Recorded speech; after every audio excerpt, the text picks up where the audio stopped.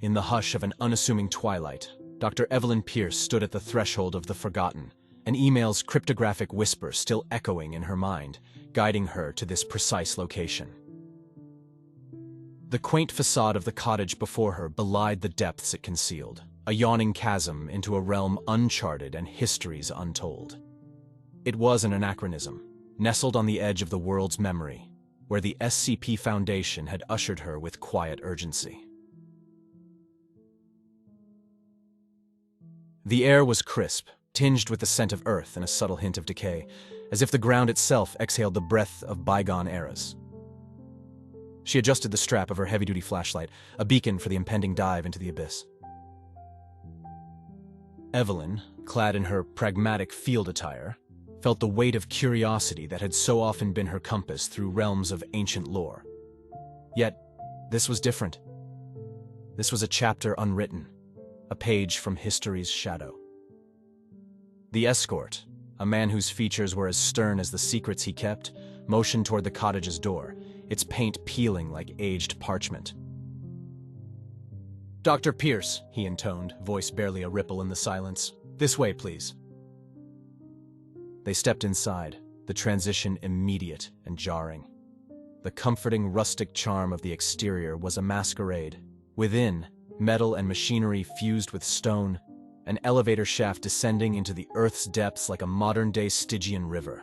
The team awaited her, a security officer whose eyes had known vigilance, a field researcher with a map of worry lines etched upon his brow, and a psychological profiler who studied her like a text to be deciphered.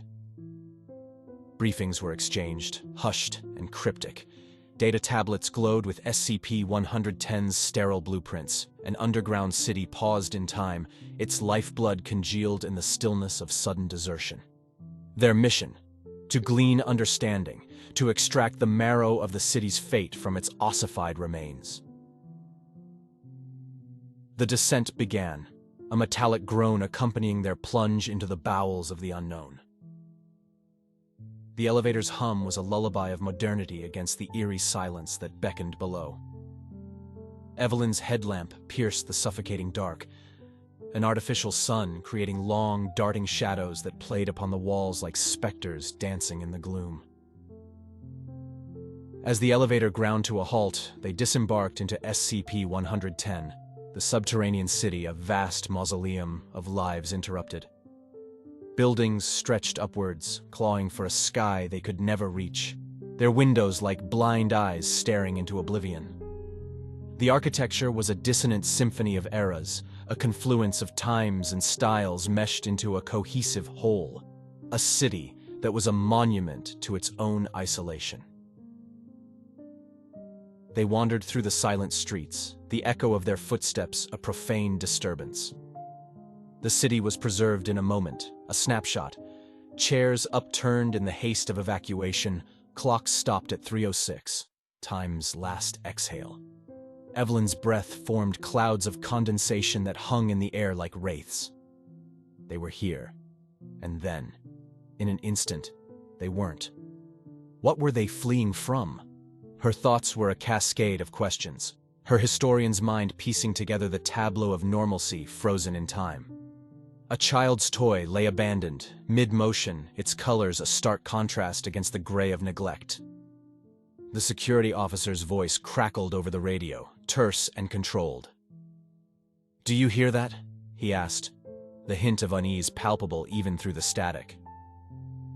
Evelyn paused, listened.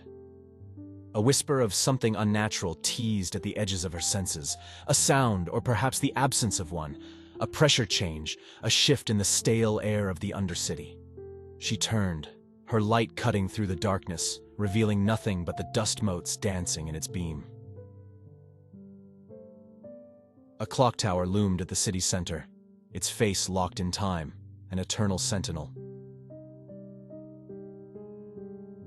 Its hands pointed to 3:06, the hour of the city's strange demise.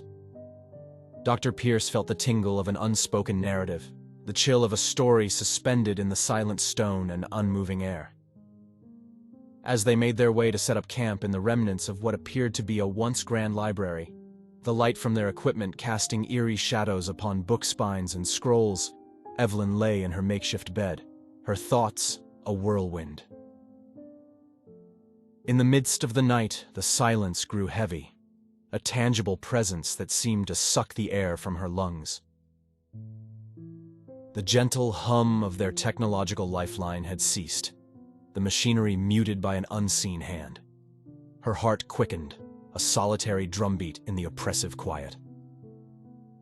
She reached for her flashlight, the beam trembling in her unsteady grip. Where are they? The question hammered in her mind as she stood alone in the library, the absence of her team an open wound in the fabric of her reality. The darkness was complete, an entity in itself. And as the silence bore down upon her, Dr. Evelyn Pierce realized that whatever secrets SCP-110 harbored, they were not relinquished lightly. The story was true, and she was now a part of its unfolding, a narrative that promised no escape. As the unrelenting silence enveloped her, Dr. Evelyn Pierce could feel the thick weight of darkness press against her eyelids, as if trying to dissuade them from witnessing the desolate library. Her flashlight's beam, now a lifeline, seemed to struggle against the smothering black, a lone sentinel warding off the unseen. The books that lined the shelves around her whispered tales of a civilization's pinnacle and its plummet into the abyss. Dust particles, disturbed by her frenetic breaths, swirled within the column of light, a miniature cosmos birthing and dying before her eyes.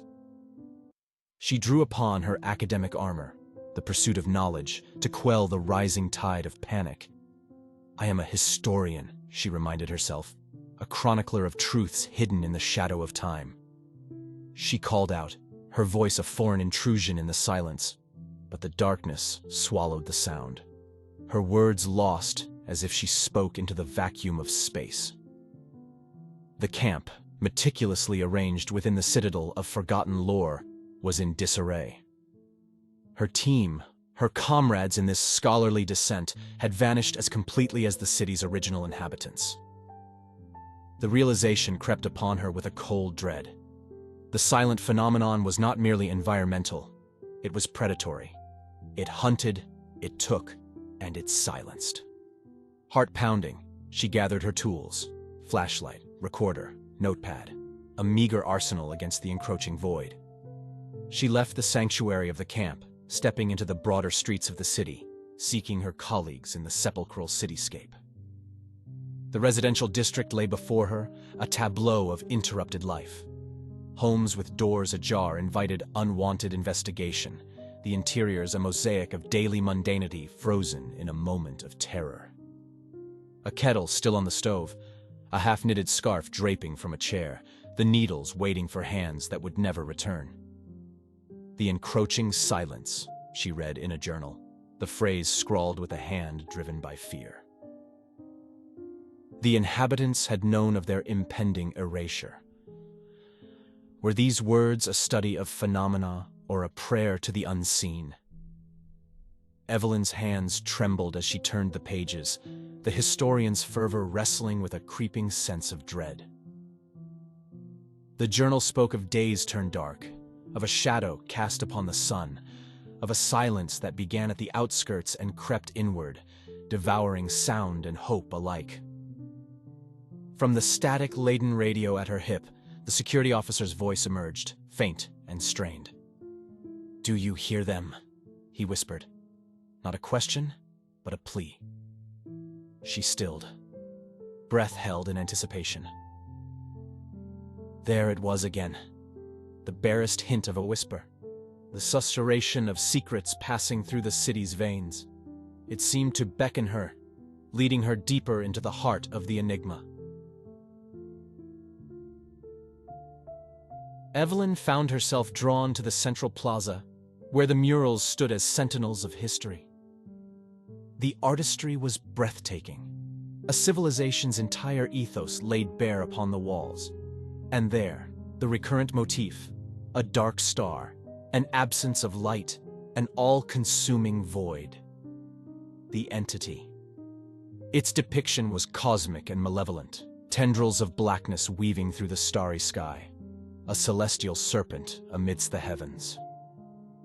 The people below did not gaze up in wonder, but in horror, their painted eyes wide with despair, their mouths open in silent screams that mirrored Evelyn's mounting terror. As night's cloak settled over the subterranean city, she found herself alone within the plaza, the team out of sight, but their voices haunting the ether. In the absence of their physical forms, their psychological imprints lingered, imbibing the very stones of SCP-110 with their fear, their hopes, their unresolved fates. Retreating to the library, Evelyn Pierce settled into a restless vigil. The ghostly images of the day's findings flickered behind her closed eyelids. A procession of silent citizens, a city succumbing to the dark star's ravenous appetite, her team's faces contorted in unheard distress. Sleep, when it finally came, was a merciful oblivion. But in the witching hours, a nightmare seized her, a vision of the city thrumming with life, only to be suffocated by a growing hush. And then, a silence so profound it roared in her ears, followed by a whisper that was not her own. "Find us. Free us." She awoke with a start, the vestiges of the dream clinging to her like cobwebs. The library around her was unchanged, but for the now ominous tick of her wristwatch, time marched on, even as it stood still in SCP-110. As the darkness waned before the artificial dawn of their camp lights, Dr. Pierce braced herself. She would heed the whispers. She would pursue the enigma. For in the stillness of SCP-110, the silent screams of a city, and her colleagues, beckoned her to uncover truths not merely historical, but existentially imperative. Dawn, in its typical sense, had no jurisdiction here. In SCP-110, the demarcation of time was a farce. No sun to rise, no true darkness to give way to light, only the constant, oppressive glow from the fixtures above, mimicking a day that would never come. Dr. Evelyn Pierce awoke to this counterfeit morning with a palpable sense of unease. The dream, or was it a vision, had not dissolved with the night. It clung to her, a spectral shroud, as she readied herself for the day's descent deeper into the city's enigma. Find us. Free us. The whispered plea tugged at her with the gravity of a solemn vow. The library, once a bastion of tranquility and order, had transformed overnight. The books seemed to leer from the shelves, their spines creased with the weight of untold stories. They appeared to Evelyn not as repositories of knowledge, but as tombstones marking the death of discourse, of laughter, of life itself. The silence was not simply a lack of sound. It was an entity, a presence that had consumed those who once thrived here. With a resolve fortified by a night's tenuous rest, she gathered her field kit. The map, a digital blueprint, illuminated the path to the industrial district, a sector she had yet to survey. Theories churned in her mind. Perhaps the answers lay where the city's heart once beat strongest, in the thrum of machines and the sweat of labor. Navigating the twisted streets, she noted the change in architecture. The residential charm gave way to utilitarian austerity, buildings hewn from stone and metal, designed for function over form. Factories with shattered windows, warehouses with doors agape, a feast of abandonment. A peculiar chill caressed her skin as she entered what once must have been a factory floor. Machines, colossal behemoths of iron and steel, stood as monuments to industry. Their silent forms were a grotesque parody of stillness, for she could almost hear the echo of their workings, a memory etched into the very air that refused to stir. Here, amidst the detritus of productivity, she found remnants of a last stand. Barriers, crudely fashioned from forklifts and conveyor belts, a perimeter within the factory that suggested a final, futile defense. What horror could drive a people to barricade themselves against a threat that devours sound, and soul. Her fingers brushed against cold metal, tracing the outlines of hastily written messages upon the factory equipment. "The void is coming," one read, a simple declaration that cast a long shadow over her heart. The radio crackled to life, a beacon of human connection. It was the field researcher's voice, strained yet unmistakable. "Evelyn, it's everywhere. The silence. It's not empty. It's full. It's..." The transmission splintered into static, the man's last words an unfinished epitaph hanging in the stifling air. Gathering her composure, Evelyn pressed on. Her exploration brought her to what appeared to be a laboratory of sorts, its purpose unclear, its contents ransacked. Vials lay smashed, their chemicals long since dried to colorful stains upon the counters. Papers, once stacked with care, littered the floor in chaotic drifts. Among the documents, a single sheet caught her eye, the title, Project Echo, emblazoned atop.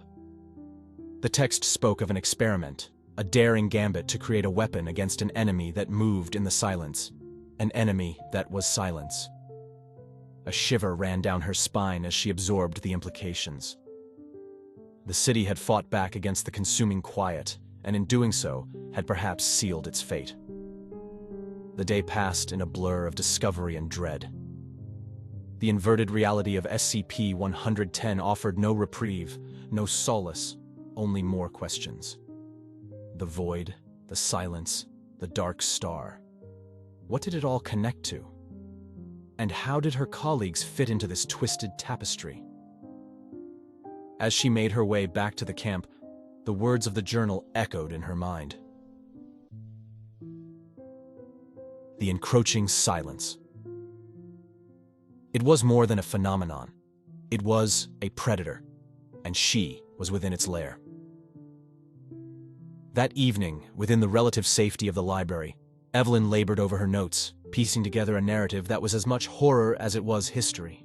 Yet as the camp settled into a restless stillness, she couldn't shake the feeling of being watched, of whispers just beyond the edge of perception, beckoning her to look, to listen, to understand. In the silence of SCP-110, every shadow seemed pregnant with secret intent, and every light cast a story yet to be told. Dr. Evelyn Pierce knew she was no longer merely an observer. She was a participant woven into the city's silent scream, a scream that was growing louder in its muteness, demanding to be heard. The stillness of SCP-110 had begun to bear down on Dr. Evelyn Pierce with an almost tangible pressure. The silence had texture and weight, like the dense air before a thunderstorm. Yet there was no promise of rain or thunder here, only the omnipresent hush that seemed to echo with the colors of the absent. Evelyn had erected barriers of science and skepticism to guard her mind, but as the days melded indistinguishably into each other, these defenses seemed as frail as the paper upon which she etched her findings. She was aware of an unsettling transformation within herself, a syncopation of her heartbeat to the rhythmless quiet, a harmonization of her breaths to the soundless space. Today, her expedition would lead her to the seat of governance, the council chambers, as the map designated. Here, she presumed, the leaders of this fallen city might have left clues to the nature of the force they faced, and perhaps a record of their plans to combat the encroaching silence. As she crossed the threshold into the chambers, the shift in atmosphere was immediate. Here, the silence was suffused with a solemnity befitting a place where grave decisions were made. The chamber itself was a semicircle, the seats of the council arrayed like an amphitheater. At the center, a solitary podium faced the semicircular audience of empty chairs. Evelyn approached the podium with reverence, half expecting an apparition of a bygone leader to materialize and commence with a spectral proclamation. Atop the podium lay a tome, larger and more ornate than any she had encountered in the library. The leather cover was embossed with a symbol that had become chillingly familiar: the Dark Star.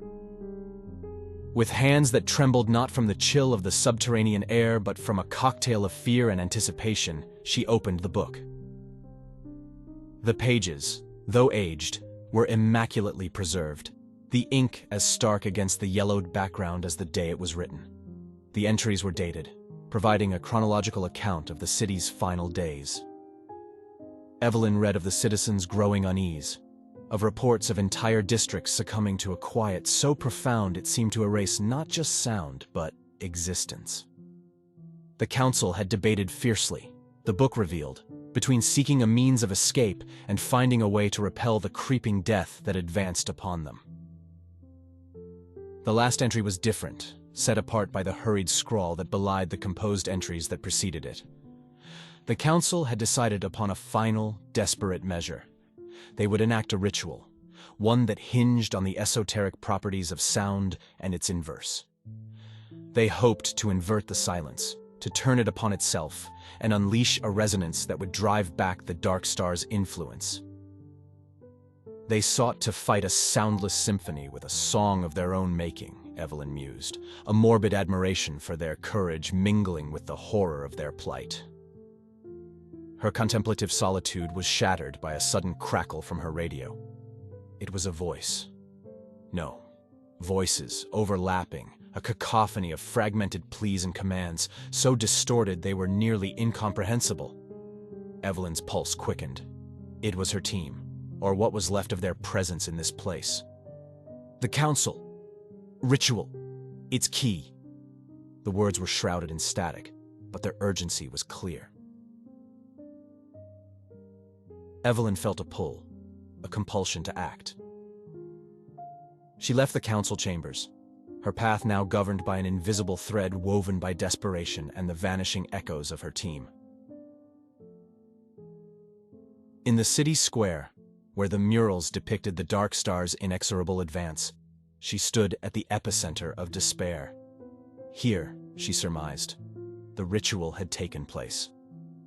Closing her eyes, she tried to imagine the scene.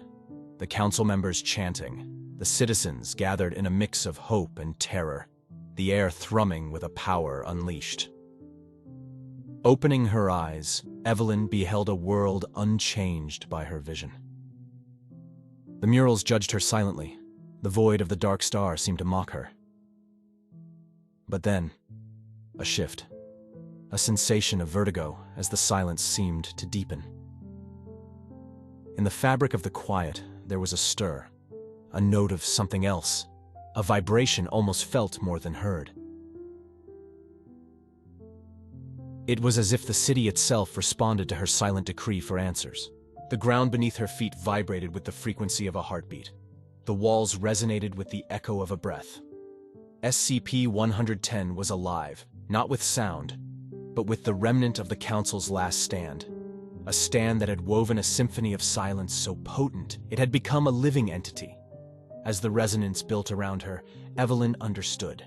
The Council's ritual had not failed. It had succeeded too well. They had sought to invert the silence, and in doing so, had trapped themselves within it. A symphony without end, a silence given form. Evelyn's mission was clear. She must unravel the symphony, find the counterpoint to the silence that had consumed the city and her colleagues. The answer lay here, within the stones and the stillness, a melody of shadow and quiet, waiting to be rewritten. As the faux day gave way to artificial night, Dr. Pierce settled once again into her research, surrounded by the watchful eyes of a city that had sung its final note. She would not allow that note to be their epitaph.